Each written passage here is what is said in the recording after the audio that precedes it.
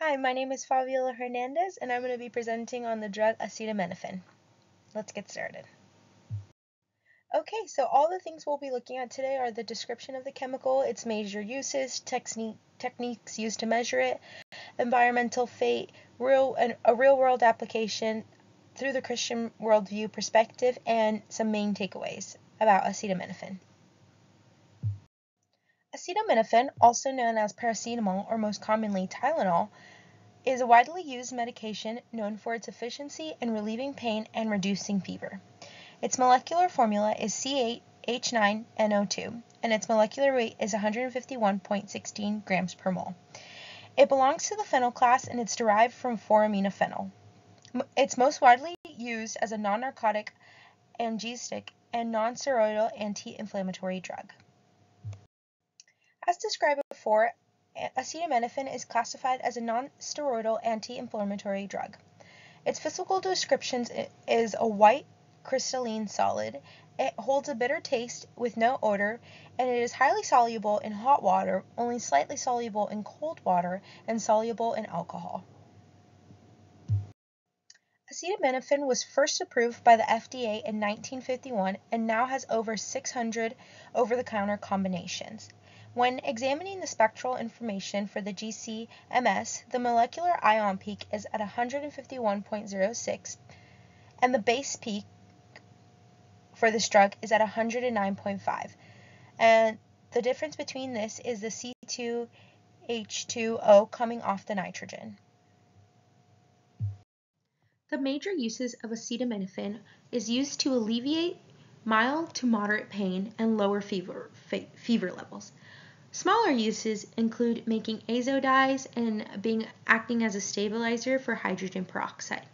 It can be administered in 3 different forms: syrup, tablets, and injections, and flavored as well.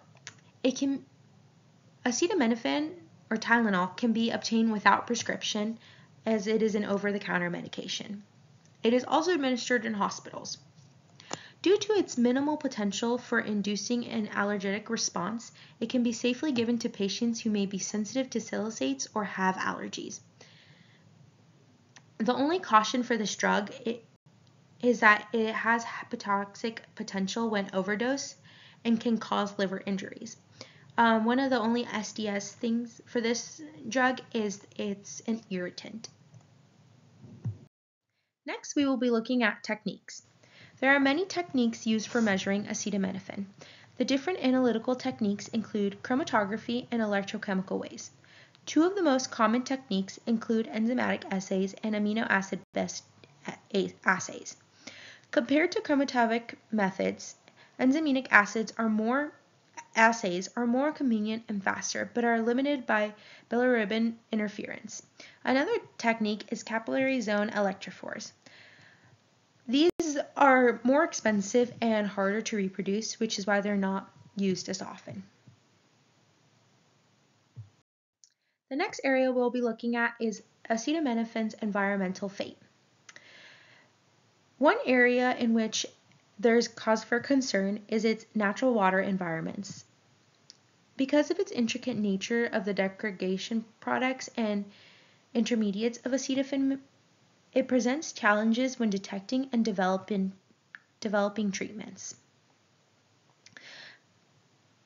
This is a concern because acetaminophen degrades to metabolics which can be toxic to human and other living things. The U.S. has high concentration levels of acetaminophen in wastewater, which is a large concern. There are different treatment options that are being developed and have been developed, such as oxidation processes and constructed wetlands. There are areas in which we can improve, but we are on the right track to treatment processes. When studying acetaminophen, it is important to look at real-world applications and studies done on it. Today we will be looking at one study on the dosing of enteral acetaminophen in critically ill children, a cohort study. The main problem presented in this paper was determining the occurrence and risk elements associated with underdosing and overdosing in pediatric intensive care units. Dosage error is one of the most common types of errors that happen in pediatric intensive care unit. The recommended dosage for children is 10 to 15 milliliter per kilogram every 4 to 6 hours. The concerns with overdosing and underdosing is overdosing can cause hypotoxicity, and long-term overdosing can lead to liver dysfunction, while underdosing can cause the children to be in pain and the fever to persist. Now we'll look at the methods and results used in this study. The data collected was from January 1st of 2008 to January 1st of 2018. The data was collected between children who were under the age of 18 and had their weights reported. If their weight was not reported or they were over the age of 18, they were not accounted in this study. They classified an overdose as 10% above the recommended dosage and an underdose as 10% below the recommended dosage.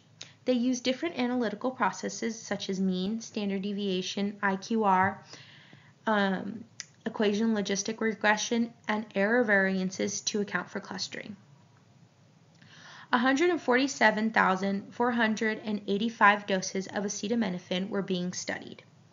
Out of the study, the results included 1 in every 18 single doses administered were overdosed, and 1 in every 32 were overdosed, and 1 in 9 patients were being cumulatively overdosed over a 24-hour period, which means that over 24 hours, the doctors were not waiting 4 to 6 hours to re-administer the drug, which means that over a 24-hour period, they were getting more dosage than necessary.